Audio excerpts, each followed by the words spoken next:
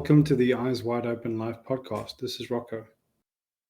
I'm always advocating expectation management and the concept of talking about the elephant in the room. So that said, this is a long episode. Now, before you bail, at least listen to the next few minutes. So yes, it's a long episode. But honestly, if you've just spent the last 2+ years of your life feeling any or all of the following: frightened, angry, confused, controlled, stifled, disconnected, and completely unsure what the fuck is going on, what is an hour and a bit between friends? This is exactly the kind of investment of time that does make sense. The arguing outside cannot resolve itself. It won't resolve itself. It's just going to get worse. And the dysfunction of public discourse has very serious consequences. When conversation fails, people's next natural recourse is violence of some sort, or rejection, at least. Now, how many friendships have you already lost or have already suffered to other people's or your own commitment to an idea? Ideas, the edges of which it turned out later were actually not so firm as time marched on and more information became available. How many family conversations have been strained or broken because of a failure of reasoning and critical thinking, yours or theirs? There's no other thing to be doing with our time and attention right now. People who cannot raise their words raise their voices. And those who can do neither raise their fists. The ideas that I'm about to share matter. So join me. Let's talk about the subject that everybody wants to talk about. And let me maybe help you think in a different way. And just to be clear and to make things interesting, I think both predominant camps are incorrect, and they've got glaring holes in their arguments. So I'm not here to sit and tell you to believe any one of the two primary theories per se. Let's make use of our most powerful tool that we have at our disposal as humans, our imagination. Imagine you are on a transatlantic flight, and while you're in midair, the captain comes on and suddenly announces that there will be some turbulence, pretty severe turbulence. And the intention is to travel very widely around a potentially dangerous storm cell, which what it means to us as passengers is that it's going to add several hours of travel time onto an already long journey. Now, in our imaginary airline, this airline has its own entertainment channels, and one of the entertainment channels is a news service. Now, the reports on the news on this flight is that another plane has already gone down, and that there are some deaths and many severe casualties, and that the storm is hampering any rescue efforts. Rescue workers are working around the clock, and all available ships and helicopters in the area are quite overwhelmed by the various distress calls from merchant ships and small aircraft which already come to some kind of trouble. Now, keep in mind that airline companies are ultimately owned by shareholders, and that shareholders care about two things: publicity and financial returns. Financial return is usually a factor of how much revenue you can make against how much cost it took to arrive at that, and they care about share price. Publicity can affect share price. So obviously that's a concern.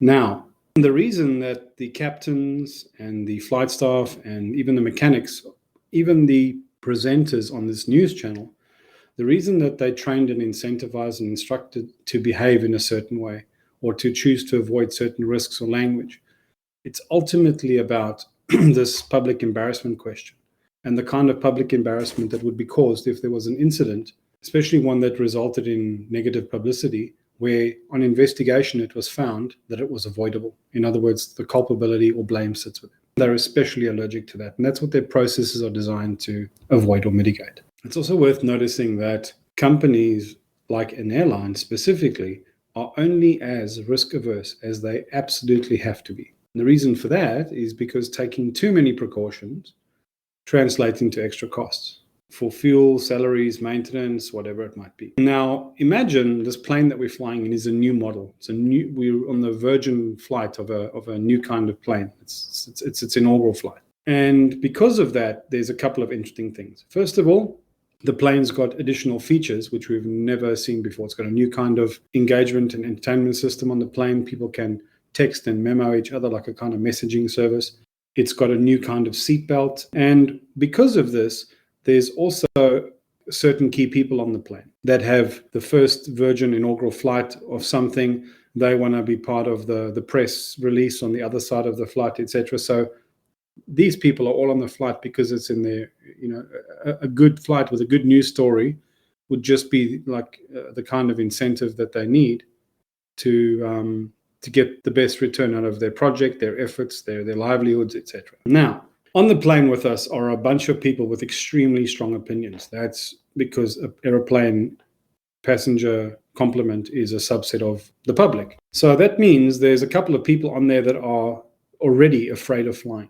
Right? It was at the limit of their discomfort just to climb on a plane. There's some people, one guy, in fact, who lost his parents in a plane crash when he was young. There is a lady who's a military pilot, and she's used to flying, and her bar for what represents risk is much higher than the average person's. There's a couple of people, a few students, and a PhD student. And they've recently watched a documentary on the impact of air travel on the environment. Now, the PhD student is actually doing their PhD thesis on the impact of air travel on the environment. And there is a professor of aerodynamics on the plane, and she has only ever studied racing cars and boats. All her academic experience is all around racing cars and boats. So aerodynamics, yes, but not airplanes. Then there's an airplane mechanic, but he's got 25 years experience, but his specialization and experience is on a totally different plane with totally different systems and engine. Then there is an engineer on board who claims to have patented the first version of these new seatbelts. And there is a meteorologist on board who studies the weather, but their specialization is in reading data from weather stations based at the Antarctic at sea level. Now, on top of all of this, the board of the airline, so that's the senior executives and directors of the company, because it's such a, everyone's got their eye on the flight, and it's how this looks matters to everyone. They've obviously trying to overmanage the situation, so they're submitting instructions to the captain every 15 minutes.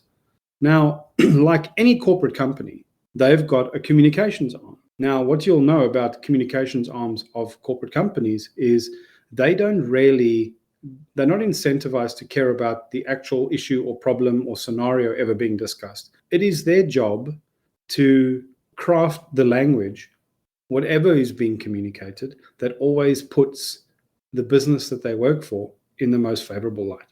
So they've everything that they're doing, without even thinking, is crafted in language that kind of comes across as spin, but you can understand where the incentive comes from. But it's deliberately in a way that will invite the least amount of criticism. So it's dressed up in the language of the one place where society is designed to always be compliant, which is safety. So this doesn't take a lot of imagination. This is all pretty reasonable. And now imagine you've got to sit through all this and you're being told that the plane might fall out of the sky by some people. You're also being told that the storm is a hoax. Now, the reason you're being told the storm is a hoax is because there's a guy on the plane that is aware of two facts. He read an article that in the 1990s, the American military and the CIA were developing these patterns for waging meteorological war. In other words, how can you use satellites to ionize the atmosphere and generate certain weather patterns, right? But it's obviously shelved and they're not doing anything. But there is a commercial company now that has stolen or twisted the patents or bought the patents, and they have done some tests. Now, all this is true, and the fact that it's a possibility, this is why this person is saying the storm is a hoax. It's as crazy as it sounds. When you do a little bit of investigation, it's plausible at the very least, right? There's somebody else that points out maybe a physics engineer or something like that. They point out that a single nylon strap across your hips, it's questionable how much that'll improve your chances of survival if you're in a metal tube traveling at 960 kilometers an hour and you hit the Atlantic Ocean at terminal velocity. That's a reasonable point as well. There's some people, one guy, he doesn't have a particularly strong opinion, but he's adamant that there's not much to worry about. And this guy on the plane is a kind of a career stoic.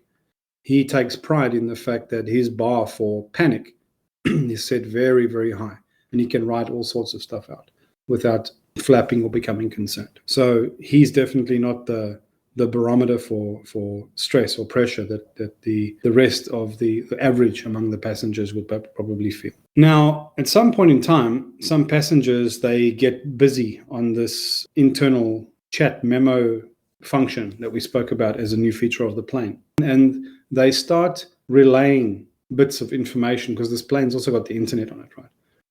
And they start relaying information about how the captain is actually suspected to be a shareholder for the insurance company. And the only reason he wants to avoid a minimal risk and he's happy making everybody late, is because the insurance company would have to pay a payout if there was any incident. So he's more incentivized to waste time than he is to invite risk. Now, imagine having to, over the course of the flight, process all the conflicting information and listening to all the opinions and selective facts from, in air quotes, experts. Now, the irony is many of these people actually are experts, but their expertise is not always precisely congruent or applicable with the questions at hand.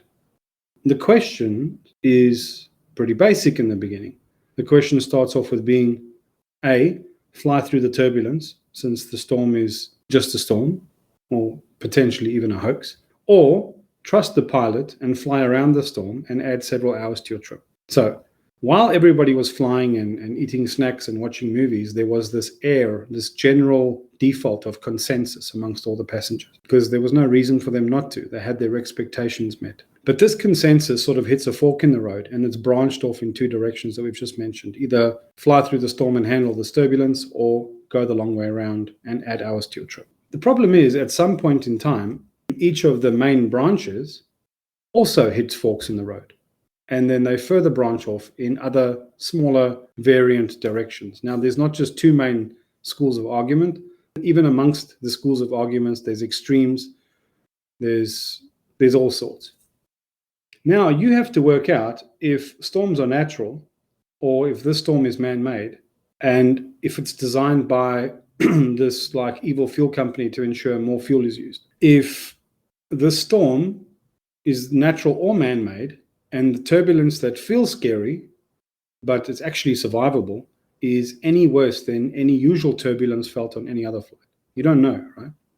Because you're not a turbulence expert, and you don't actually have any of the stats, and you don't actually know how to interpret any of those stats. And the people who are choosing a side on that argument don't really know themselves either. You have to work out if seatbelts should work, how they should work, what's reasonable to expect from a seatbelt, a nylon strap across your hips when you are traveling at 960 kilometers an hour. And the problem is that some people actually have been known to get injured while wearing those seatbelts on airplane. It's fact. There's some people that actually died wearing a seatbelt, given that the crash was serious enough. But the seriousness of the crashes where people died, nobody has the facts or details about that either. Also, there was one person that we know of that was actually wearing a seatbelt during a whole flight that included takeoff, landing, and that flight that this person had been on in their life had severe turbulence, and they came out absolutely fine. Additionally, this model of this plane is fitted with a new patent of seatbelt. It's never been tested before. Maybe it's got tested, but it didn't get tested to the same rigor as other seatbelts. And when we look at the reason or the way in which seatbelts can be tested more and more and more and more. And the way that they test it is during hours and hours and hours of flight time. But since this is the inaugural flight, the virgin flight of this model of aircraft, obviously it can't have all the weight of history and stats behind it. So there are some questions there. Now, by the same token, someone on the plane leaks an email to the rest of the passengers that the captain indeed does own shares in the fuel company, And his wife, as it happens, is on the board of the insurance company that underwrites the airline. That might be purely incidental, or it might actually mean something. Who knows?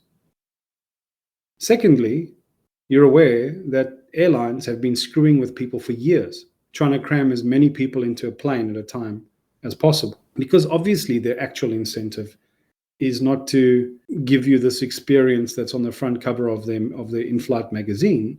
It's to make money. So that out of the many millions of passengers, only a small group of very rich elite get to ride in comfort, and the rest are treated like cattle for the benefit of a tiny group of shareholders. That's obvious, right?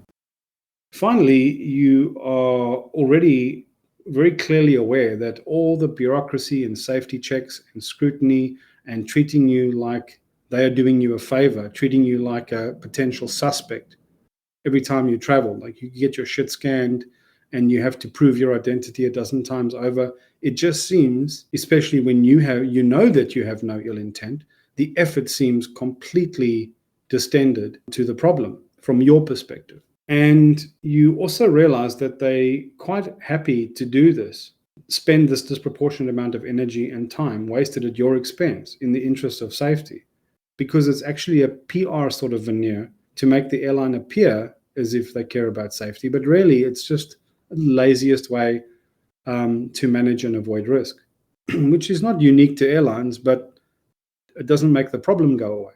In addition to this, someone's released an article to the other passengers on our airline in this flight now, which speculates that all airlines are actually colluding with one another to ensure that passengers do not get disgruntled and demand change, or if this is the status quo and you can't get better anywhere else, you'll just accept what you're getting. Now, another leaked article that's shared amongst the passengers says that the airline safety regulations that are driven by some core thought leadership kind of legislation in America, maybe in our scenario, the airline safety authorities take their lead from the country with the biggest amount of air travel, and that happens to be America. This is all just speculative, right? And the key piece of legislation with the exact details and rules of what you're being asked to abide by now, it turns out that it wasn't designed solely in the interest of safety, but it was designed to serve lobbyists from the insurance industry who wanted to maximize their returns and avoid expensive payouts. And lobbyists, of course, are these representatives from corporate interests, which go and try and persuade politicians, lawmaking politicians, to change or adjust laws. So they're experts, the lawmakers and the lobbyists, of sneaking bullshit and language in so that it looks like the good thing is being done. But if you look carefully at the fine print in the law and you join the dots, you actually realize that it serves commercial interests, not the people, right? That's literally happening. So it's not a stretch to imagine that. Now, given the sheer amount of competing incentives, compounded by the human phenomenon whereby people with a partial ability or information overestimate their understanding. So let's say that again. Given the sheer amount of competing incentives that you now have to hold in the back of your mind while processing all the information that's being shared in a very strong, opinionated way, you have to remember this human phenomenon called Dunning-Kruger Effect, whereby people with partial ability or information grossly overestimate their understanding. And then you add that to the growing frustrations of being stuck in your seat for several hours. A few things are going to start happening. Now, this is not an indictment of you as a strong or a weak person. Some people are better and more resolute, but basically humans, this is my prediction. I defy some form of psychology student group to go and test this out. So this is what I predict will happen. Firstly, your inner dialogue will constantly be going around in circles, trying to work out and stack up all the competing opinions and facts. Now, that's just how the motivational triad manifests in the human body. Motivational triad says, avoid pain, seek pleasure, conserve energy. So you will be going around and around in circles, trying to figure out which of these options are more realistic and more true, and which ones are more likely to lead you to a decision or a consensus of less regret, more comfort, less risk of injury and death. Now, since 200 people on the plane with hours to spend driving out their best arguments and opinions have been unable to arrive at consensus, it's unlikely you're going to be able to do that in your own little head. Secondly, as your discomfort grows, the version of the truth you will start leaning towards will be less about working out all the facts and details and more about whichever side of the argument promises the least amount of regret or promises respite from your current discomfort. For anyone sitting on the fence or leaning slightly one way or the other, this will be happening in varying degrees, and it'll keep compounding the more your discomfort compounds. Maybe one of the passengers is rushing back home to be at their mother's deathbed to make amends and to see her for a last time. Maybe one of the passengers has small children who are unwell and they need to get them to a certain location to have emergency surgery. Maybe one of the passengers has a heart condition, and sitting still comfortably in a chair for an extra few hours is actually beneficial to them. Whereas because their medication is stuffed in the luggage compartment underneath the plane, the risk of increased anxiety by being buffeted around in a storm is something they know will aggravate their condition and possibly even mean their death, right? At some point in time, everyone except the most resolute and fastidious human being who is absolutely got the superhuman ability to apply critical thinking, anyone except that human being will eventually choose whichever side of a debate that alleviates their own personal concern. That's the end of the imagination story that we were all joined in now. That's a lot of food for thought, just generally about human nature and risk aversion and arguments and conspiracy theory and never having a smoke without a fire. We'll get back to all of that in a second. This is an episode which I've spent a long time biting my tongue about. And I want to talk about the pandemic. Now, what a sticky, polarizing topic. If there was ever a topic that could ensure someone gets deplatformed, censored, cancelled, it has to be one where it's got political charge, social justice implications, and where the central concern potentially is safety. So here we have this perfect storm of a scenario like the pandemic. We're in a moment in history where the forum of public discourse is in absolute gridlock. And so few of us really know what to believe or who to believe. All the actors in this large and unruly forum range between some level of expertise and authority on one hand, and then a real layperson on the other hand. So let's call that polarity between knowing and not knowing. Let's call that our x-axis. Now, zero baseline on that x-axis would be a rank novice, someone we would call a layperson, someone with very low knowledge, no informed opinion on a subject. Then a negative value on that x-axis would be where someone has an opinion that's based on incorrect or misinformation. Then a positive value would be world-leading expert on a field, someone with a lot of rich information and context. On another related but altogether separate axis, the two opposite polarities would be self-awareness of one's actual knowledge and limit of context, or on the other scale being unaware of one's actual level of knowledge and the degree to which that might be incomplete. Let's call this the y-axis. So 0 would be someone who academically accepts that logical fallacies are possible and that technically anyone can be mistaken. The best possible positive value on this y-axis would be someone like a career scientist, for example, that makes a living out of the habit of assuming that they might be incorrect, even just as a professional principle, and that the worst negative value is potentially limitless on this y-axis because this is just based on somebody's blind faith of an ideological zealot or some kind of narcissist that literally can't conceive that they might be wrong, might ever be wrong. So that's the y-axis, right? And then the other axis of interest, this is now the one where we're looking at people with good intent and bad. This is our z-axis, or z-axis, for our friends in America. So a dishonest, self-serving, bad faith communicator would be 0, and somebody of high sincerity and integrity who's coming from a place of good faith would have a positive number. And that's kind of where you'd hit some sort of paragon of integrity and altruism like Abe Lincoln, right? So we've got an x-axis, a y-axis, and a z-axis, or z-axis.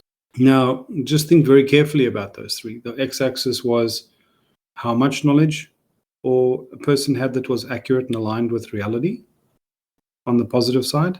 The neutral side was just not having knowledge or an opinion. And on the negative side of the x-axis was actually operating from a place of misinformation. The y-axis was the self-awareness. In other words, having an awareness that humans can be wrong about things. And on the absolute negative side would be people who are completely unaware. So just to help somebody who's not a great visual thinker to take whatever I'm saying now and make sense of it, the world we're living in, or at least from a physics perspective, ostensibly is three-dimensional. That means if we try and recreate a three-dimensional space in a drawing, we have to represent left to right, up and down, and some version of forwards and backwards, further away and closer, right? So the x-axis would be the left to right direction in a chart. The y-axis would be the up and down direction in a chart. And the z-axis would usually be closer and further away, arguably, from our perspective. So I'm just going over this again very quickly. So we said that the one axis was about how much knowledge you had. On the one positive side, it was having clear and full information as a positive, high positive value. To have no information would be at the zero line of the chart. And to have a low value on the x-axis, in other words, to the far left, would be to have misinformation. On the y-axis, the up-down piece, the ability to understand that you simply can be fallible and can have cognitive biases would put you around about the zero level on the y-axis, the up-down.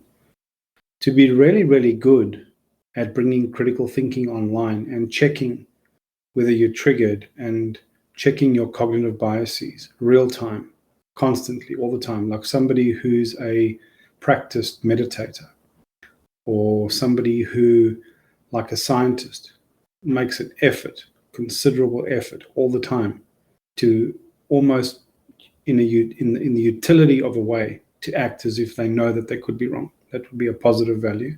And then a negative value on the up-down y-axis would be when somebody is absolutely like, it's inconceivable to them that they can be wrong. They just have towering self-belief, regardless how accurate or inaccurate they are. And then the last axis, the z-axis, the bit that comes closer to us or further away, this is now this other aspect of whether somebody is arguing from good intent and good faith. So they could be completely wrong and yet fully believe what they're doing and coming from a good place. I'll give you some examples of that in a minute. Or they could be, let's say the negative value is further away, and that would be somebody who is deliberately peddling misinformation for some sort of selfish agenda or interest. And that goes into the realm of game theory. So now we've got an x-axis, a y-axis, and a z-axis, a z-axis. And just remembering there's no rule that says a high value on any one of those axes cannot have a negative value on another. So in other words, like I said before, somebody could have actually bad information and be self-aware that they could be wrong, but they haven't got reason to doubt what they're thinking, and they could actually be coming from a very good place. Or somebody has very accurate information and they are equally self-aware, but they're using their superior self-knowledge and self-awareness to manipulate other people. All these are possible. The whole idea of experts and authorities, the idea that you can even have such a thing, is a social norm and a byproduct of civilization we refer to as the orthodoxy. And these are the voices of authority, whose authority was underwritten. Now, in simpler times, this was underwritten by supposed divine decree. Kings claimed their royal blood because somehow whichever god was in vogue at the time was the one that bestowed the power or the blessing or the endowment on their bloodline, and that's why it was passed from bloodline to bloodline.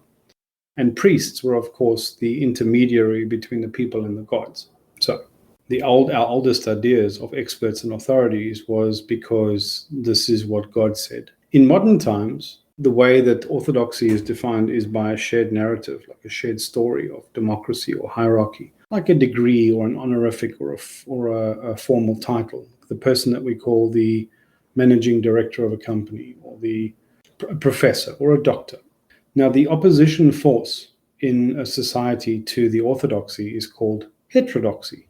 Heterodoxy means not conforming with accepted or orthodox standards or beliefs.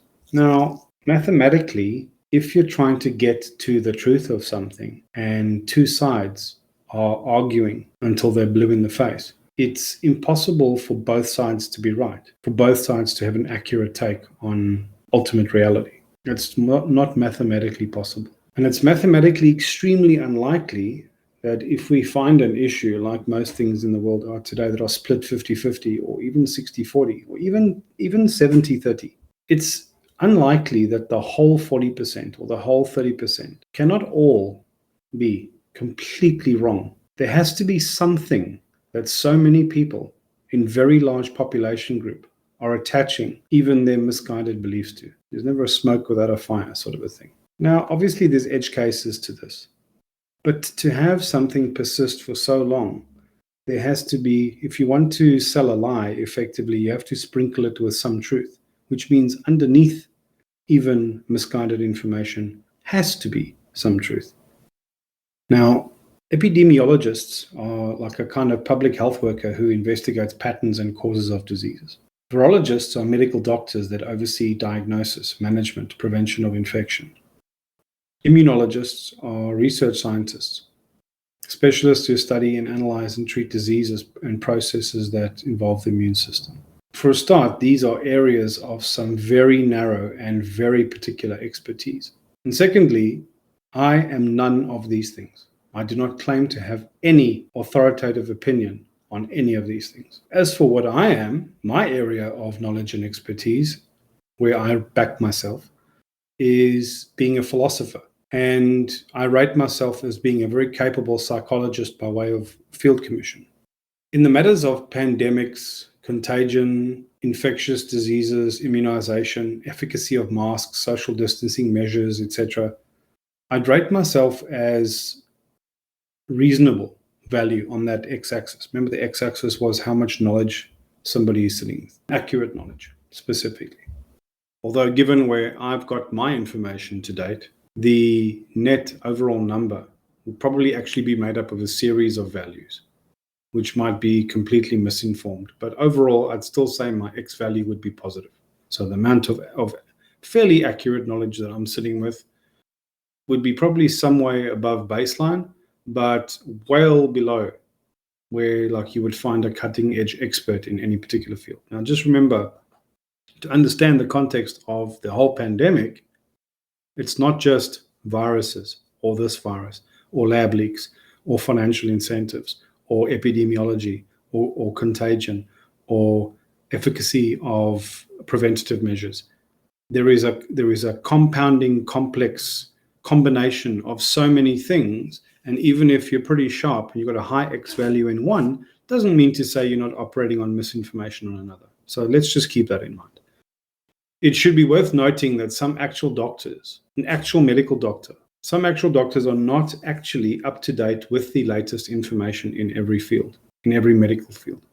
And that's because people are human beings and they get lazy, and science keeps marching on and progressing, and new information is coming to light in various medical fields in general. In bloody dentistry, it's changing, right? But just no one's arguing about it. And this is all evolving as new studies are being conducted and new information comes to light and new patients are being found and new medical treatments are being pioneered. It's an evolving thing. On the y-axis, this consideration, the up-down axis, the one of self-awareness of my own cognitive and emotional biases, I'd actually rate myself amongst the highest of any person I know. Because my personal philosophy, my psychology, my practices, all explicitly and by definition, I've created them to revolve around almost precisely nothing else. But blind spots are called blind spots for a reason. So if I really didn't know, I wouldn't know that I didn't know. Danny Kahneman, his famous quote is, "Not only are we blind to the obvious, we're blind to our blindness." But still, on balance, I feel it's fairly reasonable or fair to say that my y-axis score, my self-awareness, would be relatively high, all things considered. My z-axis score, I'd give myself a relatively high score as well. Now, this is arguable and completely subjective. Remember, the z-score, the z-score, was the one about whether you have an agenda or not. Now, again, I'm not trying to convince anybody of anything. I'm always trying to help people arrive at better ways to think, not what to think. So on that basis, I know it's arguable and subjective, but it's not as if I'm firmly in one camp or the other. I don't have any biases towards any outcomes other than the long-term survival and flourishing and evolution of the human species. And my only immediate agenda is to get more people thinking more rationally and coming from a place of love and sanity. So, that said, I do not want to tell you what to think. I don't even really want to tell you exactly what I think. I want to tell you how I think. And I want to try and persuade you through reason, not emotion, that this is the superior way to think about all of this. So, if you're getting ready to disagree before you even know what I have to say, you probably should listen harder than anyone else. There are no right or only ways, but there have to be better and worse ways. And I am absolutely looking for the better ways. I am in the same quandary as everyone else. I do not know exactly what to think or what is right. At the end of the day, I'm simply self-aware and mature enough to admit that. A colleague of mine and I were on a run the other day during lunch, and he shared this little poignant anecdote to me. Now, obviously, I'm paraphrasing this, but the gist is what's relevant here. So what he shared was something along the lines of this. He said, "I learned some time back to run my own run, not to compare my run to anyone else's in the context of an event or even if it's a weekend run. The temptation, obviously, is to see someone else running, holding a certain pace, and to think to yourself, oh, I could outpace them. And maybe you even do that, or maybe you fail. The obvious point is that you can never draw any sense of accomplishment or failure from that encounter, no matter how well or badly the attempt goes. The error, of course, is that there are so many variables which you simply cannot know, and which would disqualify any attempt at rating something on a simple scale of better or worse, or success or failure. In other words, was I better than that runner or not? The other runner could have been training for 2 years. They could be an Olympic athlete. They could be one of the best runners you will ever meet who's just simply recovering from a surgery, and so they're running slower.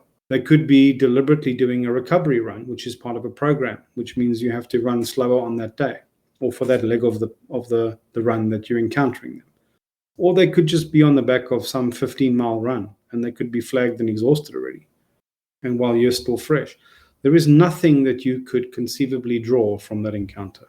The arguments and detail we have to process and make judgments on about the pandemic are complicated, and they require a large amount of knowledge at the intersection of several fields of study. Quite frankly, no one has the time or knowledge or impartiality, self-awareness, to safeguard themselves against misinformation or emotional and cognitive bias. In an ideal world, public health care should just work for most people without them having to be concerned with the details. Let's digress for a minute and refresh ourselves on some inconvenient truths about human nature. They're inconvenient because they're not flattering. And they're inconvenient because they don't really get good outcomes. We've got these bugs in our software that's designed for ultimately results that frustrate us and frustrate our efforts to progress as a species. So number one, you get what you incentivize. Now there's a term called perverse incentive, also called the Cobra Effect. The term Cobra Effect was coined by an economist, Horst Siebert, sounds like a German, and it was based on a potentially ahistorical anecdote of an occurrence that happened in India during British rule. So it's anecdotal, but the story makes sense. The British government, concerned about the number of venomous cobras in Delhi, offered a bounty for every dead cobra. Now, initially, this was a successful strategy. Large numbers of snakes were killed for the reward. And then eventually, however, enterprising people began to breed cobras for the income. When the government became aware of this, the reward program was scrapped.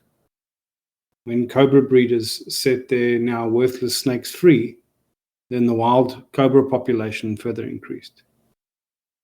So the Cobra Effect is when you create an incentive that gets perverted somehow because it's too specific and doesn't take into account human nature. And then not only does it work originally, but eventually it not only fails, but the pendulum swings too far the other way. It actually produces the opposite result of what people wanted. Another example is the Great Hanoi Rat Massacre. This was in 1902 in Hanoi, Vietnam. Now, Hanoi, Vietnam used to be called was known then as French Indochina. And it was under French colonial rule. Now, the colonial government created a bounty. This is not anecdotal. This is actually historically true. They created a bounty program that paid a reward for each rat that was killed. And then to collect the bounty, originally people had to bring the rat in, right? So eventually, in the first instance, then they had this problem of having to now dispose of all these potentially diseased rat carcasses. So to make the situation more pragmatic, what they said, if you want to collect the bounty, you now need to provide the severed tail of a rat. And it worked again for a while, but then colonial officials began noticing rats in Hanoi with no tails. So what was happening was the enterprising rat catchers would capture rats, cut their tails off, and then release them back into the sewers so they could keep mating and making more rats, because they didn't want there to be any interruption to their steady supply of new rats, which to harvest tails, which to collect bounties. So perverse incentives are initially successful, and then due to human nature and ingenuity is actually not a bad thing, but like everything, signals at some point in time, incentives get distorted or inverted. And so what starts off as a good thing, human ingenuity, eventually results in people finding whatever paths of least resistance offer the greater and most sustained returns. So just think about that for a second. How many incentives exist in journalism? The expectation, for example, is that journalists are the watchdogs of society, keeping politicians and companies honest. But their incentive is to get clicks and sell papers. So how do you do that? You say emotional things that cause people to feel outraged. Social media wanted to keep people on their platforms because they were competing with other upcoming social media companies. And so everyone's fighting for market share of human attention. And the safest way to galvanize human attention is to game the dopamine system, which is why social media is addictive, and also to keep people in echo chambers and keep trickle feeding them and lifting up alarming, shocking, upsetting opinions and bits of news so that people latch onto it and stay on the platform arguing with each other.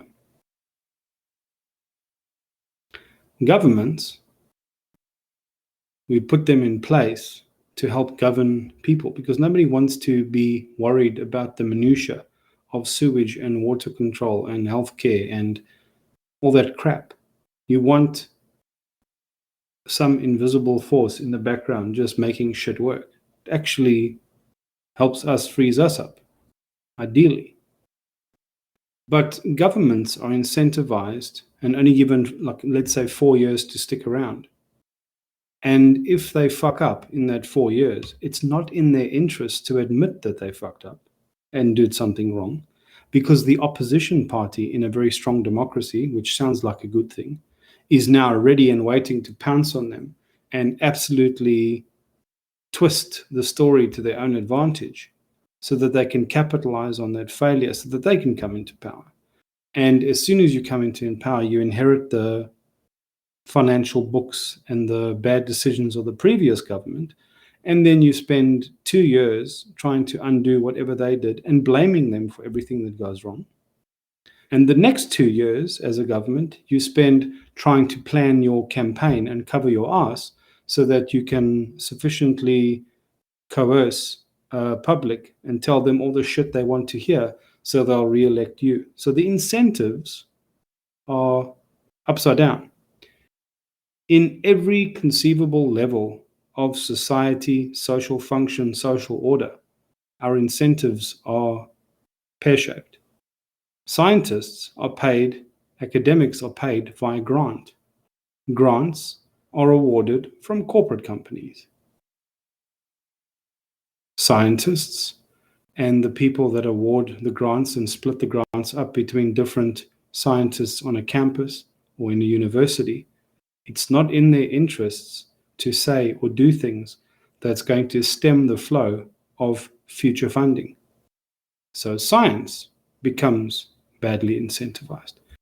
There is not a single part of human society at the moment where the incentives are not screwing with the intention. The way that the incentives are engineered always are backfiring on everything. I did a piece of consulting years ago for a not-for-profit company, a government organization that was interested in administering services to disabled people. I've never seen a company staffed by more human beings who genuinely have goodwill in their heart towards other human beings. Those people wanted to do the right thing. So they would get funding from the government to do various programs in the community. They were doing a lot. However, over time, they became more and more and more inefficient. Their systems were outdated, slow, clunky, paper-based. There was lots of duplication. Processes were extremely inefficient. Right?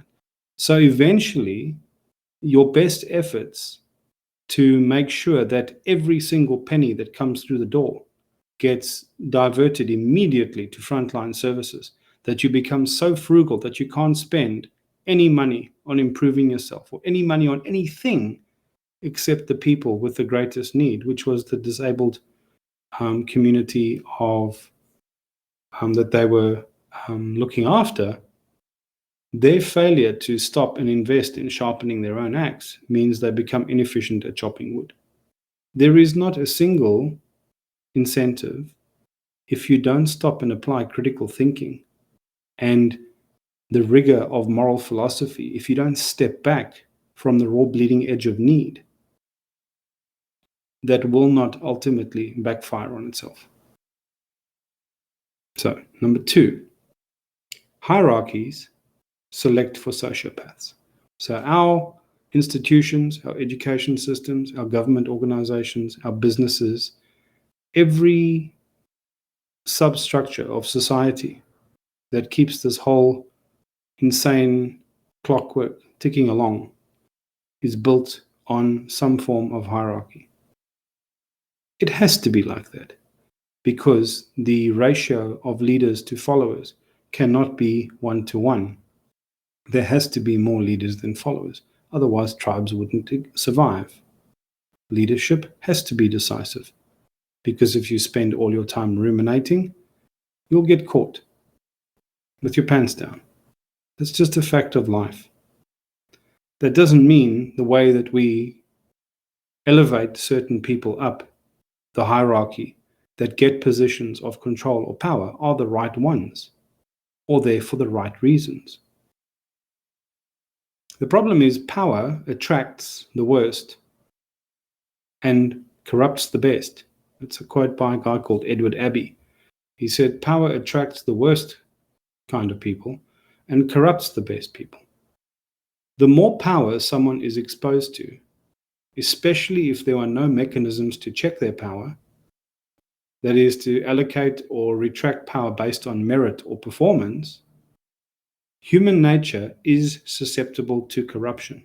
You don't have to be a bad person to realize that no one's coming to correct you, and therefore you give yourself license to do all sorts of crazy things.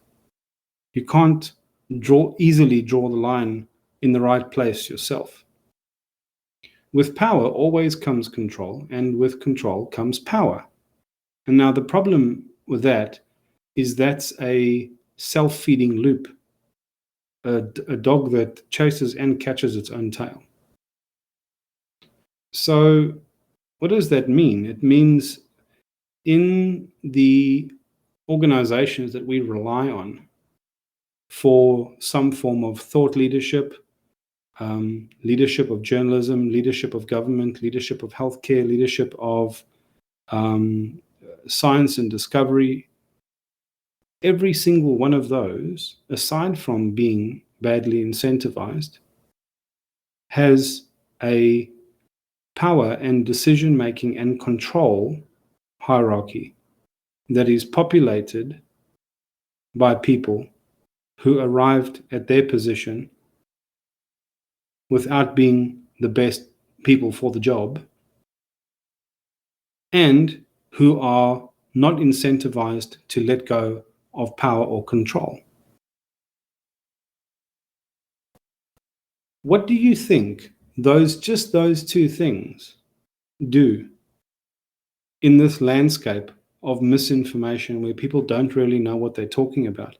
And if you frighten people enough with any issue related to safety, you can manipulate them to give up their freedoms. That's happening. It has always happened. It's not just now in the pandemic.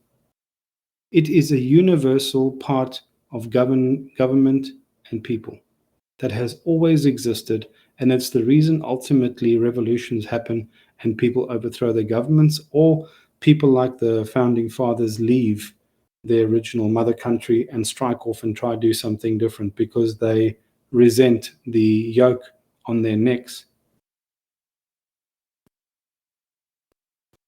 The third consideration is people will attempt to get away with what they're allowed to get away with. There's a saying that says we teach people how to treat us. Now, despite the many butchered and selective misquotes, there's an actual quote from what Benjamin Franklin actually said. He said, "Those who would give up essential liberty to purchase a little temporary safety deserve neither liberty or safety."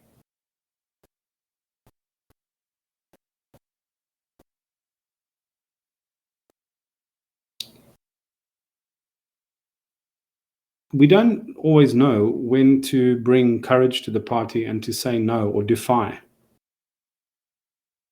And it's not clear at all. But one thing we do know is that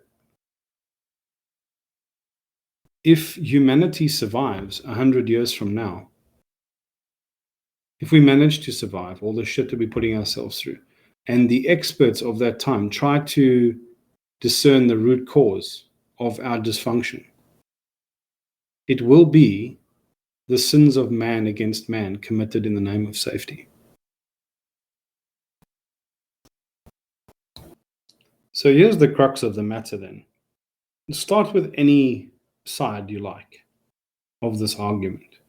Is the vaccine dangerous, or is the government lying to us, or are they trying to control us via masks, or an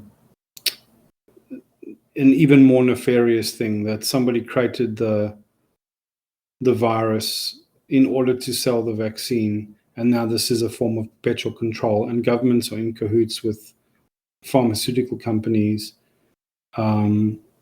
Let's start there, or start on the other side. Let's start there. Regardless of which side of the fence you are on, a couple of things. If the information that you're prepared to accept is based on who said it, that should be all the evidence that you need that you are unable to think critically. And that should give you pause for thought. Second thing is, let's say, for example, this is a thought experiment. Let's say, for example, that there was a scenario, a society in the not too distant future, where the government was trying to control the people, and they kept on creating scares like the Americans did with weapons of mass destruction. They wanted to go into Iraq to go and get their hands on the oil and depose the government that was not friendly to American interests. They trumped up charges, which gave them a legitimate reason to bullshit the rest of the world, to form some sort of alliance so that they had consensus of the crowd, to go and commit fundamentally what should have been a war crime. Yes, they did something good. They deposed the dictator, but it's not like Iraq turned into a fucking success story. Just looking at the barefaced facts, it's not as if this is beyond the realm of conception. Like it's not pure fantasy that it can't ever happen. Governments, whole governments, with the wrong incentives, like being driven by the military-industrial complex, it's in their interests to go and be belligerent and start wars and galvanize the patriotism of a whole country and conscript young people to go and get fucking killed and blown up.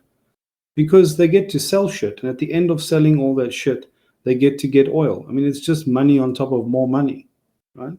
There are incentives there. There are incentives for a government to control a people, or to have a people compliant. So before you want to go and laugh at somebody or heap scorn on them for what you want to call a conspiracy theory, just realize that those things are not so outlandish. And every government, every Western government, has heaped shame upon itself in the way that they've handled this. Obviously, there's a few exceptions and fringe cases, but by and large, the pendulum never swings and comes to rest neatly in the middle. It always overswings too far. So in the beginning, governments were underreacting to the pandemic. And then everybody caught a wake up because it was inconvenient for them to respond, because they had other petty, narrow, domestic agendas that they were much more concerned about. Because every national government is made up of a government and an opposition government, and they're busy shit-slinging at each other, and they've got their own small petty politics that they're busy fighting, and nobody really has the bandwidth or the budget or the wherewithal to sit and deal with global issues, which is why we keep kicking the can of global warming or climate change down the road. It's why we kick the can of anything down the road, because it's not in their fucking interest to do it. So in the beginning, they underreact. Then suddenly, just like the airline, it becomes apparent that they might be culpable for not avoiding trouble or danger. So they try to do the right thing. Not because they actually want to do the right thing. Surely there are a couple of people in the government and human beings with heart that actually are public servants and want to see the right thing done. Absolutely. But the key brokers of power in any hierarchy, even in a political hierarchy, are the ones that want to bloody hold on for dear life. And so it's in their interest to exert control, to protect their power and use their power to exert more control. So the next response is to overreact, because when you don't know what to do, overcaution gets you there. And whichever one of those two any government in the world was doing, whether it was underreacting or overreacting, eventually as information becomes available, it's not in their interest to ever get in front of the camera and say, okay guys, sorry, we made a mistake. we overreacted or we underreacted, and we're taking a step in the right direction, and we're retracting what we said last time. Sorry, that's on us. Because there is an opposition party waiting in the wing who are a bunch of heartless, gutless opportunists that will politicize the opening of a fucking envelope if they can. And it is not in their interests to be magnanimous about those kind of public mistakes. They will pounce on them and make them blow them up with rhetoric and language and skewed media bias. They will paint them to be utter failures of public service. So it's not in anyone's interest to admit making a mistake. Then once you realize the kind of other problems you can solve with the same sword that you're cutting other public liberties that you have to cut in order to contain a pandemic, even if your intentions are marginally good in the first place. It's not as if these opportunists in government, with all of their cronies and their lobbyists that are sitting behind them, are only all making the right choice and doing only the good thing. Slowly but surely, all civil liberties will get clipped. And before you know it, under the interests of safety, you've lost your liberties. That's exactly what happened with the Edward Snowden blowout. What was happening was, under this threat of weapons of mass destruction and terrorism and yet another 9/11 attack on American soil, the intelligence apparatus and the military, etc., and the law enforcement and police forces and intelligence agencies colluded with the government and gave themselves permission and flirted with the rules and with the law in the interests of safety. And every single time that they were infringing on people's liberties, the card, the get out of jail free card that they played every single time, the emotional card, was the safety card. If you frighten people enough, they will sacrifice their liberty to earn a bit of safety. That's in human nature. So it's not beyond the pale or beyond reason to think that this could actually be happening. So in a future scenario, if a government was actually doing that and was actually like overblowing the reality of some sort of viral outbreak to achieve a bunch of other nefarious outcomes in their own selfish agendas, you would want a bunch of angries and a bunch of crazies to be protesting and put their foot down, because that might actually be, in that scenario in the future, the only bulwark against some form of dystopian authoritarianism. And they would be your fucking saviors. Right. That's one side of the equation. Let's take the other side. Let's say now, in another scenario, we're not dealing with COVID, something that turned out to be reasonably benign, a lot more benign at least than the level of response that we've attached to it.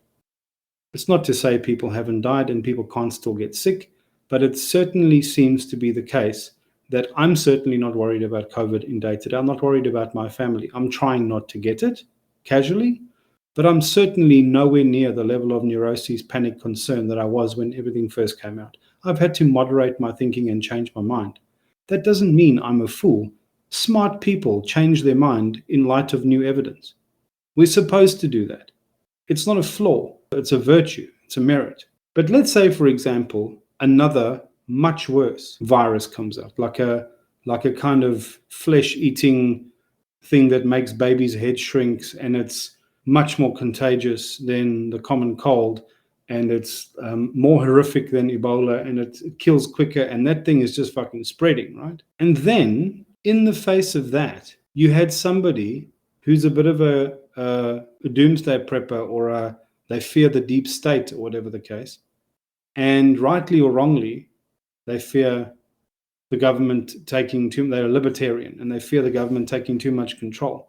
They will, if they're angry and frustrated and they feel like they've got nothing to lose, they will be saying their sovereignty matters more than anything else. They will not wear masks and they will not get vaccinated. Let's say for this terrible disease we'll call horrible disease X, there is actually some bloody miracle vaccine that comes along, or an immunization. And it's not perfect, this immunization, but let's say the harm or fatality rate from taking the immunization is 1 in a million, and the death rate from contracting this deadly disease X is 4 out of 10.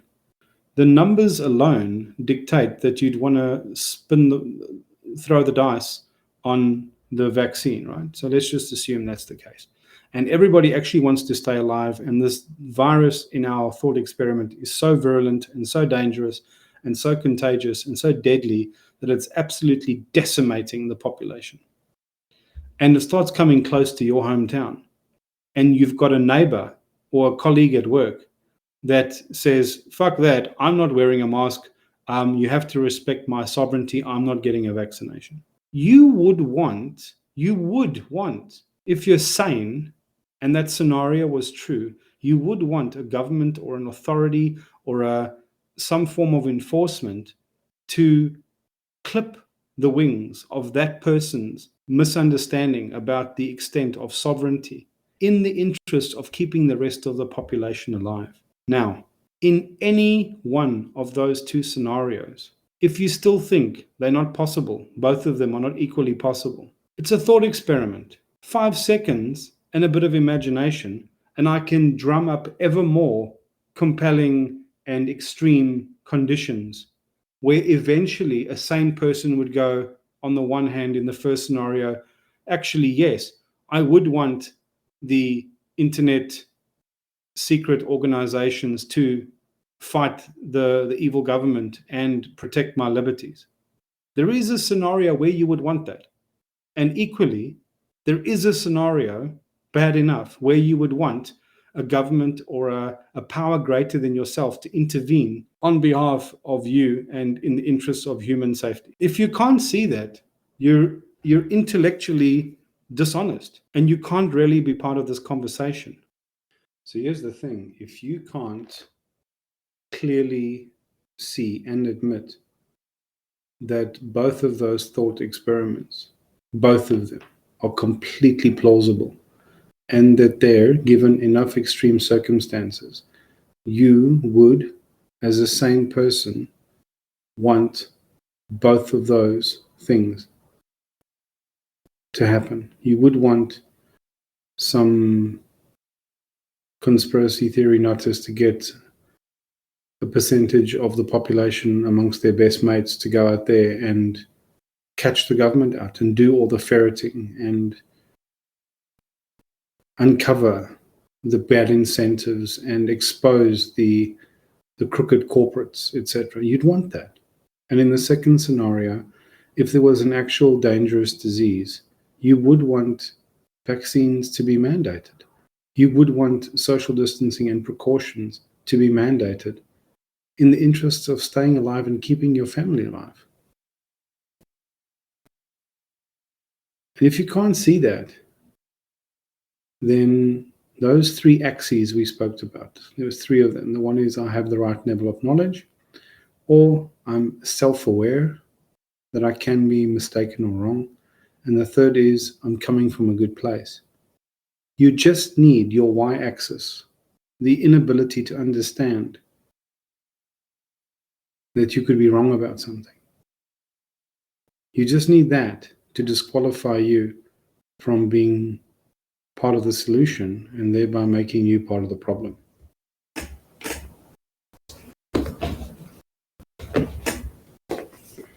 So it's possible to be right about almost everything.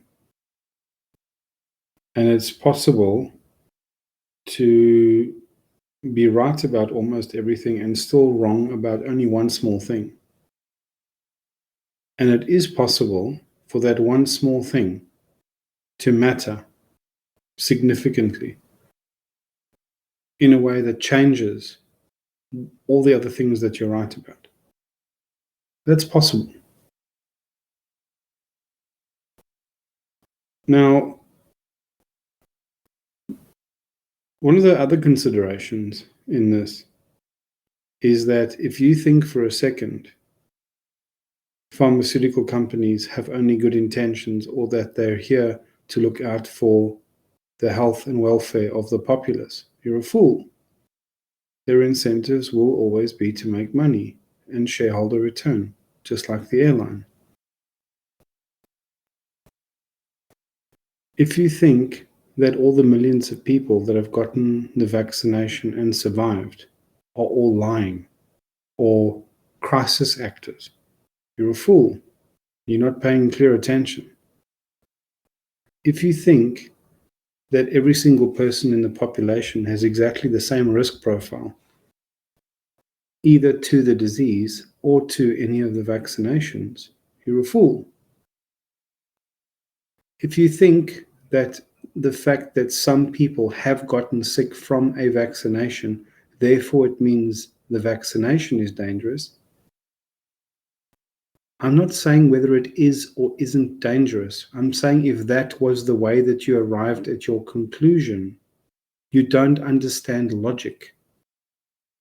Just because someone gets sick from a certain kind of heart medication or they have adverse effects doesn't mean you should mistrust heart medication.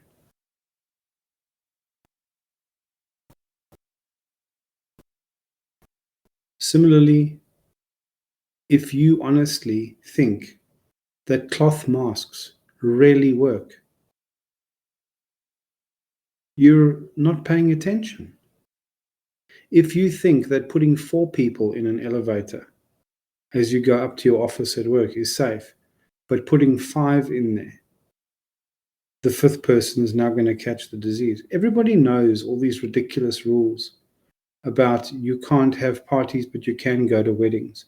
And you have to walk into a restaurant with a mask on, but then you can take it off when you're sitting down. They're ridiculous. They're obviously ridiculous. But it's easy. First of all, you need to notice how ridiculous they are. Great. The second thing you need to know is if you were in the government and you were just the honest, decent human being that you are now, and you had to make some bloody rule, you had to draw lines somewhere.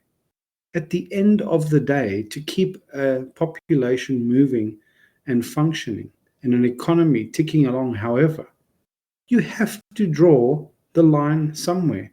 You will eventually be forced, in the interests of just making a decision, making a silly one that someone will be able to poke a stick at. There's a thought experiment in moral philosophy called the trolley cart problem or the trolley problem. Very simple. There's a tram or a trolley going down a track, and there's a person lying there, or they're not paying attention. And if you don't pull the lever, the tram will hit them and kill them. Do you pull the lever? Yes, obviously. Okay. Now, if you pull the lever, it goes down the other side cart where there's 6 people or a pregnant woman. Sure. You want to save the 6 people. What happens if the 6 people were all Nazis, Hitler's right-hand men, and the one person on the right side was Nikola Tesla or Alexander Fleming, the guy that invented penicillin? There is a point where you suddenly realize that you can keep asking questions and applying imagination forever. There's no actual clean answer to the trolley problem. Someone can keep inventing and introducing new scenarios and phenomenon and variables, etc., ad nauseum until the end of time. So let's say now you were the person designing the decision-making algorithm of a self-driving car or a self-driving truck. Fundamentally, some human being has to solve the trolley car problem and code it into the decision-making software of the car. Because come the day, come the hour, something has to get done. And the person will make fundamentally the wrong choice. There will be flaws in their choices. And if you are just taking the single case of how ridiculous it is and poking fun at it, straw manning why it was the wrong choice to make, you will find ample place to poke your sharp sticks at. All of the rules, of course, are ridiculous, but put yourself in the shoes of a lawmaker or a civil servant and figure out where to draw the line. How do you keep a society moving? Let's say you believed that the pandemic was serious and you didn't want to have the death on your hands. And you were risk averse. And you didn't have the right pay grade or the right medical degree to start making tough calls. So you made the safe call. You'd have to draw the line somewhere. So on the other side of the coin, just before you absolutely poke fun at the ridiculous rules and call it just governments messing with everybody, there's human beings that are coming up with those stupid rules. And every government is borrowing and stealing and copying each other's homework because nobody fucking knows what to do, because we have forgotten how to ask the right questions around moral philosophy. And the reason we've forgotten how to do that is because of bloody wokeness, because no one can actually ask tough, inconvenient, uncomfortable questions. Now, for every single rabid argument and certainty that anybody has about the pandemic, pandemics, etc., I have got a thought experiment where I can attribute all the failures just to human nature, just the inability of humans to be able to think clearly, or to be too distracted or too overwhelmed to understand everything, to not have perfect scores on their X, their Y, not even their Z axis. Don't even worry about somebody's intention or not.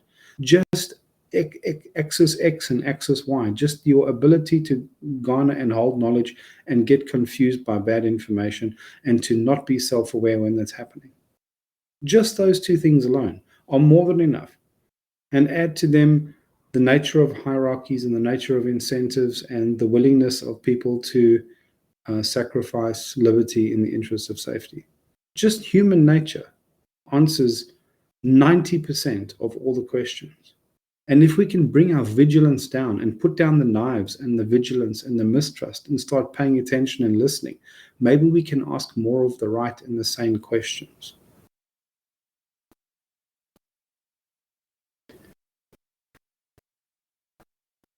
Now, when it comes to what to do about the current pandemic, who knows? Because it's in nobody's interests to be honest and disclose truth. Everybody's now in arse covering mode, and the sheer amount of information is taken on a life of its own. And now there's whole subcultures on the internet devoted to arguing and proving and disproving, and it's just more echo chambers. Society is dividing itself along every single conceivable line, and every single faction that forms, eventually they will split themselves apart. That's human nature. The bigger problem really is if any one of those two scenarios that I spoke about actually come to pass in the future. Let's say now we do get a government that comes into power which is authoritarian and are clipping people's liberties. We would have conditioned ourselves, if we're on one side of the argument, to go, no, bullshit. You say that about everything. You've already cried wolf. I'll never believe you. You said that about the vaccine. You said that about everything. Similarly, if you are in a position where you're anti-vaccination, or you're suspicious of vaccinations, or you don't trust the government, or you think the pandemic was a hoax, or you think at least the response to the pandemic was a hoax, even if you've got good reasons to believe that this time, human nature means there's a ratcheting and a pendulum effect. Pendulum means how circumstances click from left to right, or they sway back and forth, like we underreact and then we overreact. But at some point in time, the actual ratchet clicks one gear forward. I've mentioned this before on the podcast. So before the tsunami in Thailand, if you had heard an alarm at a beach, you wouldn't know if it was a shark attack, if it was, you wouldn't know what was going on. Now, if you hear an alarm at a beach, you fucking run for high ground. The social collective conscious has clicked forward, and everybody knows exactly what that means. Now, that works positively and negatively. So positively, it'll help us all survive the next tsunami. Great. Negatively, in the future, people that mistrust vaccinations, even if there was a deadly, virulent disease that is coming that we are not prepared for, whether it's bloody man-made or not, let's park that question until next time. If it happened and somebody actually had a means to keep us alive by giving us a vaccine, people who are mistrustful would still say no. to a vaccine that would actually work, because they can't separate out that scenario from this scenario. That is the actual risk that we're dealing with at the moment. Human society at a global level has had a dress rehearsal for how to deal with a pandemic, and we have utterly failed our dress rehearsal on every conceivable front. If there are terrorist organizations out there, or just nihilists that want to disrupt the social order, they now know the power of biological warfare. So there is every reason why it won't be lizard person Bill Gates or some other nefarious public character. It could just be some rabid crazy with an ideological bent and a wish to see the West undone. That would be enough. And when that problem comes, humanity has an inability to listen and an inability to apply critical thinking, and that will be our undoing. That scenario. And that is what concerns me more than anything else. And if everybody isn't paying attention to the ratcheting effect that's taking place, and this ability that we have to think everything is a case of crying wolf, and then just relegate it to the background and not pay attention to it, that ignorance, that apathy is what will kill our species and end our species. That would be the actual root cause. So here we are now. We've got this reality here. And there is a cognitive bias in the list of human logical fallacies that says people become conditioned or programmed like the crying wolf effect. And fool me once, you're not going to fool me again.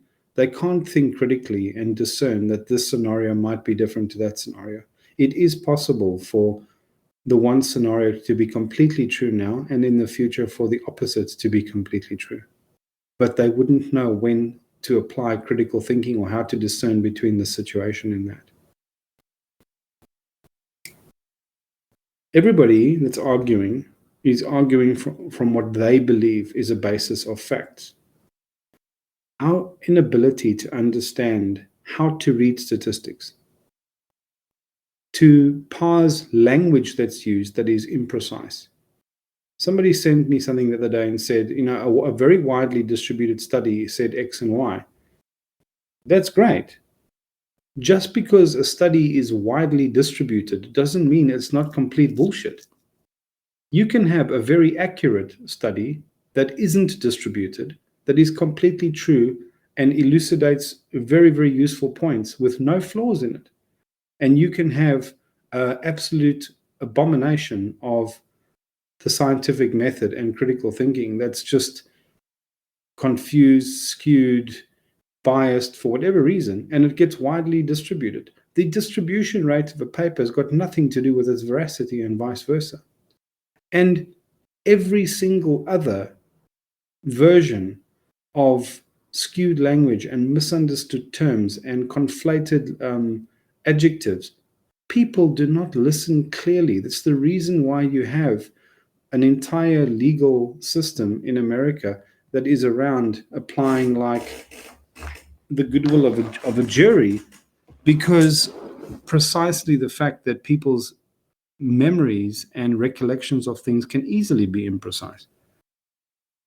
There's a rough guide to bad science that I found on the internet. It's from it's copyrighted Compound Interest 2015. You can go find them on www.compoundchem.com. They've got a nice infographic, a rough guide to spotting bad science. The first one is Sensationalized Headlines. Now, I'm not going to read all of these to you. You can go read the detail yourself, but you can just imagine this perfect storm of skewed information, Dunning-Kruger Effect, misaligned incentives, all coming home on every single one of these. Now, number one is sensationalized headlines. Number two is misinterpreted results. Human beings make mistakes, either deliberately or on purpose, because of their interest or just because they made a mistake. You have conflicts of interest. People are saying things because it's in their interests to highlight a certain point and downplay something else. Just like the pilot in the insurance company and the scenarios on our airplane. There's a confusion between correlation and causation. If I drive around and I see that there's an accident on the side of the road and I see that there's an ambulance there and I say, aha, I figured it out. Ambulances, every time you see an accident, every single time you see an accident, have a look. There you go. There's an ambulance. Clearly, ambulances are responsible for accidents. It's the reason why people kept on busting cholesterol for heart disease, because cholesterol was the body's way of responding to the stress that the heart and the arteries were under. So they found cholesterol in high quantities, and therefore they associated cholesterol with heart disease. But they got the cause and the effect a little bit wrong. And people can do that, and they do it all the time. People make unsupported conclusions. They misunderstand everything that I've read through 1 through 4, and then they come up with a conclusion, and it's unsupported. But once they publish it, if they are somebody of authority, everybody just believes them. In studies that get pushed out, there's problems with sample size. If I say everybody, that 40% of everyone that I spoke to had this circumstance, but I only spoke to 8 people or 10 people, like I could just randomly have picked the worst bloody 10 people of my study. If a test is not randomized and doesn't include a huge sample size, the chances of you saying anything conclusive is just trash. It's like the guy that was competing against the other runner. The other one is unrepresentative samples used. So if I go and get, I'll go to the airport as the Swedish fucking hockey team is arriving, and I go do just what I believe is a random poll of their attitudes towards something. It's not random at all. I've just encountered a unrepresentative sample size or sample, and the conclusion that I draw doesn't mean anything. And yet I can put it in a study and get it peer reviewed and all the rest of it, and it would still be it would be meaningless. So the other thing is if no control group is used. So you have to watch out for these studies that people are throwing at you, and you have to understand what a control group is. If somebody's making an assertion that one thing works one way, you have to use the scientific method, or somebody has had to have applied the scientific method and had a control group to prove that this was in fact and if there's no distinct sort of evidence in the control group, then you can start like trusting your figures.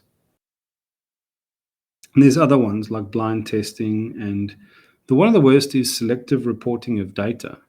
Now, cigarette companies were paying scientists and doctors to conduct studies and confirm or deny whether smoking was harmful to people. Have a guess what the doctors said who were being paid by the cigarette companies, because they used selective data to report. And then there's the other cases of unreplicable results. In other words, people are making claims, but if someone else tries to run the test later, they can't reproduce it. It doesn't matter what that study produced or what that study says. It's meaningless. And this is where the ivermectin argument all fell down. And the other one is non-peer-reviewed material. So if you don't have neutral peers, assumedly neutral peers, that are looking at your work and conclusions, or somebody's work and conclusions and going, oh, there's a couple of holes here, or actually, no, this is solid and stands up. That peer reviewing is the way in which we mitigate for that very human trait of cognitive bias and being unaware or being incentivized to get to a certain answer. Just because my PhD depended on it and I spent so much time looking for an answer, I want to find this answer. And I need the system of peer review to help me check myself when I can't summon enough self-control, emotions, awareness. I said earlier on, blind spots are blind spots for a reason. If you don't know what your blind spots are and you still want to produce accurate information, you absolutely want someone to come along and check your work. So, all of that said, my public service to all of you, I know this has been long, but the public service to all of you should be that whatever conclusions you make here now, based on whatever is transpiring, there is just as much likelihood that whatever is going on is a good fair amount of it is being caused just through the kinds of interplay and compounding effects of human nature. There doesn't have to be an evil, mustache twirling cabal in shadowy rooms. Number two, just because that sounds outlandish doesn't mean people aren't wired like that and doing shit like that anyway. Number three, just because a scenario isn't a concern now, in other words, either an evil government or a virulent virus, one of the two, doesn't mean it won't be in the future. And the majority of argument has not been because there aren't answers. It is because we have got a fucked system of public discourse. And somebody is profiting from our arguing, our confusion, our distraction, our preoccupation from the echo chambers. They are manipulating elections. They are keeping people gamed and locked and their attention absolutely subsumed on these platforms. And when I say they, it's runaway capitalism again, and human nature and greed and politicians and every single echelon of every single aspect of life. It doesn't have to be the bloody Illuminati. It's just people who don't want things to change because they're profiting from the chaos. That is where we should be paying our attention. Anyway, I really, really hope this has been helpful. And it's been a long chat and long ramble, but one that I genuinely believe is worth talking about and worth discussing. And I really hope that you stuck it out for the long haul. And if you did, I really appreciate your time. And if you've got any questions, email me, info@eyeswideopenlife.org.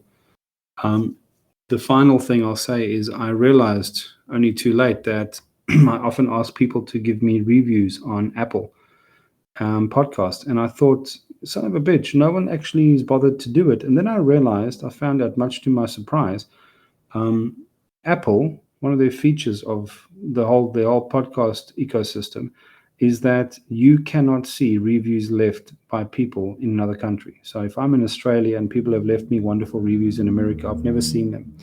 And I was actually humbled. Somebody sent me some screenshots of the most beautiful, encouraging reviews that I had gotten that I didn't even know existed, of folks in the States that have been listening to this podcast and have been getting a lot of value from it. And I said the other day, if I have been able to have one positive impact on one human being's life in a lasting way, then all of this rambling and all of this effort is totally worth it. So it was really nice to learn that. And I'll see you all again next time.